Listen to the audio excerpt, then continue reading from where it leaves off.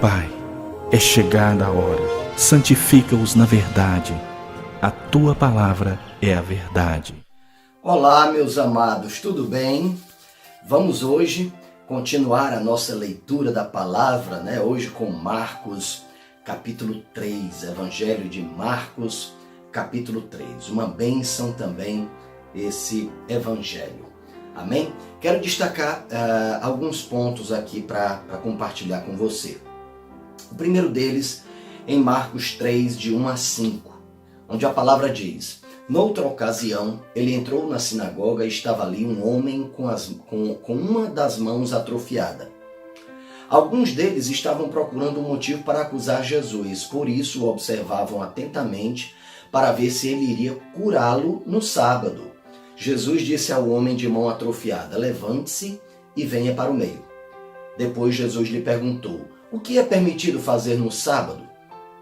O bem ou o mal? Salvar a vida ou matar? Mas eles permaneceram em silêncio. Irado, Jesus olhou para os que estavam à sua volta e, profundamente entristecido por causa dos corações endurecidos, disse ao homem: Estenda a mão. Ele a estendeu e ela foi restaurada. Eu quero destacar alguns pontos nessa leitura. O primeiro é que Jesus estava sendo cercado pelas multidões por conta dos milagres que ele fazia.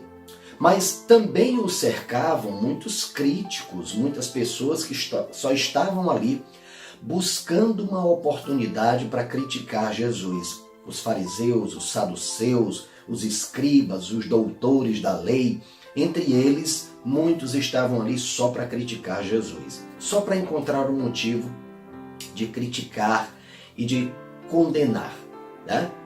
Então Jesus se deparou com duas situações. Um homem cuja mão estava atrofiada e precisava de um milagre, e outros, muitos outros, que estavam ali só buscando uma oportunidade de pegar Jesus em uma contradição. Aparente contradição, na verdade, porque Jesus é Deus, Quando ele esteve entre nós, ele tinha natureza humana, mas ele também tinha natureza divina. Então ele era Deus, sim. Ele tem poder para perdoar pecados, com certeza. Ele tem poder para curar e para libertar. Ele tem poder para salvar. Mas os fariseus não estavam com o coração preparado para receber essa mensagem. Mas aquele homem com a mão atrofiada, sim. Então ele simplesmente obedeceu a Jesus, foi para o meio. E lá no meio, antes de Jesus propriamente operar aquela cura, ele fez uma pergunta a todos aqueles que estavam presentes. O que é permitido fazer no sábado? Porque essa era a questão. Jesus curaria em um sábado, e para os judeus o sábado é consagrado ao Senhor e não se pode trabalhar de forma alguma no sábado. Mas Jesus, diante daquela situação, simplesmente os confrontou. Ora, é permitido fazer o bem ou o mal? É permitido salvar uma vida ou matar no sábado?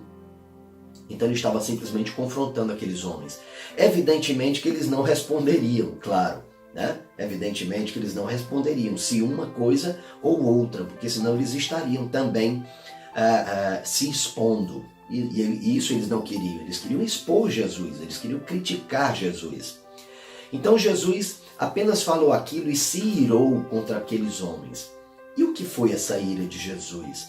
Porque às vezes nós imaginamos Jesus como uma pessoa que não se ira, que não perde a paciência, Não é isso que a gente pensa? Mas a gente está vendo aí, Jesus se irou naquele momento.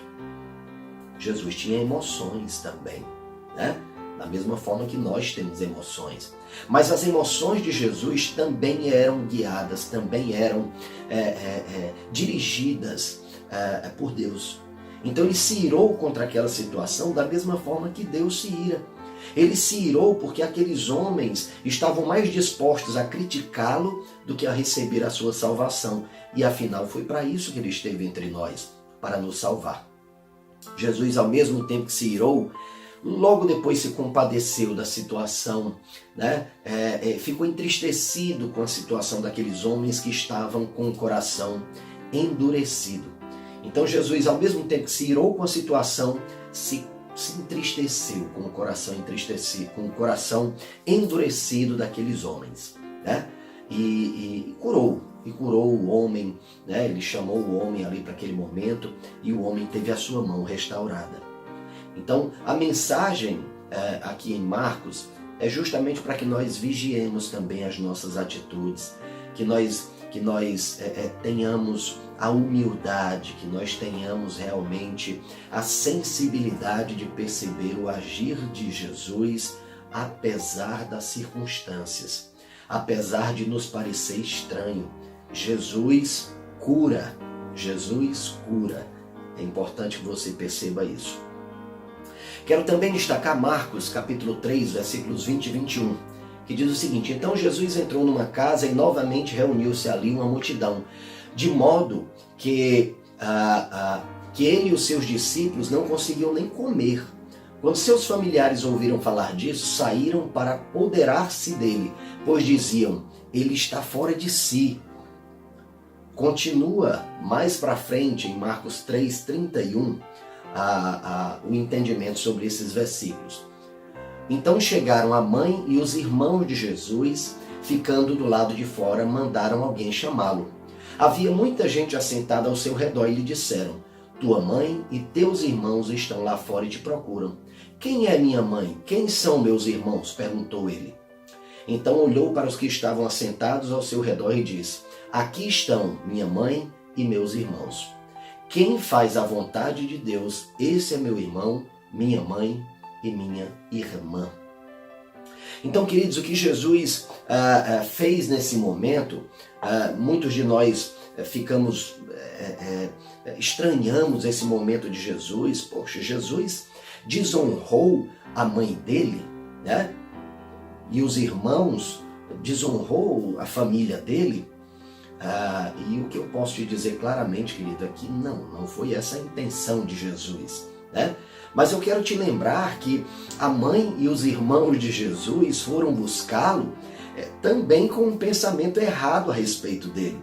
Então, Jesus não quis desonrar, mas de certa maneira Jesus também chamou a atenção daquelas pessoas que estavam com ele para esse confronto que realmente uma pessoa que entrega a sua vida a Jesus promove entre aqueles que são mais queridos, né? Muitas vezes as pessoas estão acostumadas a nos ver tristes, preocupados, a nos ver,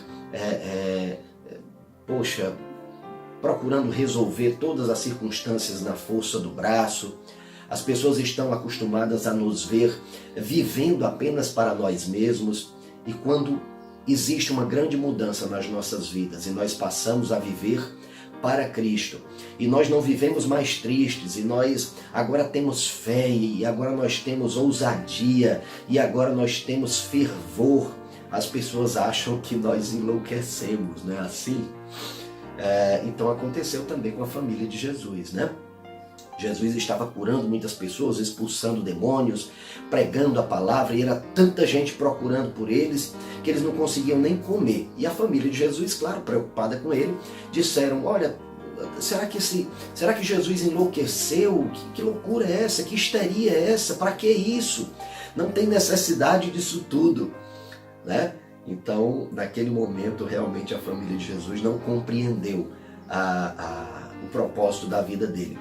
Mas o fato é que logo depois eles foram procurar por Jesus, e Jesus afirmou que os irmãos, a mãe e as irmãs dele, na verdade são todos aqueles que obedecem à palavra dele. Todos aqueles que fazem o que Jesus deseja, somos considerados amigos de Deus. Então, se você tem se esforçado para seguir a Jesus, se você tem sido intenso, inclusive, em buscar Jesus, em fazer a vontade dele, tenha certeza, você é amigo, você é irmão de Jesus. Amém? Que Deus te abençoe poderosamente e até o próximo vídeo.